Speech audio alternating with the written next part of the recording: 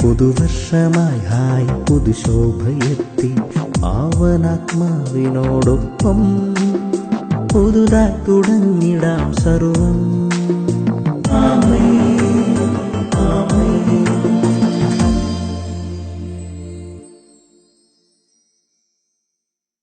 യേശുവിന്റെ ഏറ്റവും പ്രിയപ്പെട്ട കുഞ്ഞ്, യാക്കോബിന്റെ ലേഖനം 4:9-10.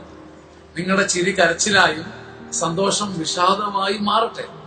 വലിയ ആഘോഷങ്ങളുടെയും സന്തോഷങ്ങളുടെയും ഉത്സാഹത്തിന്റെയും നടുവിൽ ആത്മാവിന്റെ ഒരു വിഷാദം സൂക്ഷിക്കാൻ പറ്റും.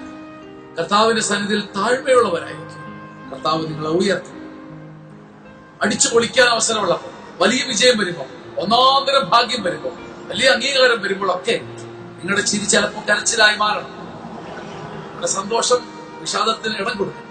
നല്ലതാണ്. എല്ലാവരും അഭിനന്ദിക്കുമ്പോൾ, എല്ലാം വിജയമാകുമ്പോൾ, തൊട്ടതെല്ലാം പൊന്നാകുമ്പോൾ നിങ്ങൾ ദൈവസന്നിധിയിൽ താഴ്മയോടുകൂടി ആത്മാവിന്റെ ഒരു വിഷാദം, അതൊരു ബ്ലെസ്സിംഗ് ആണ്. ഇത് വെറും കരച്ചിലല്ല.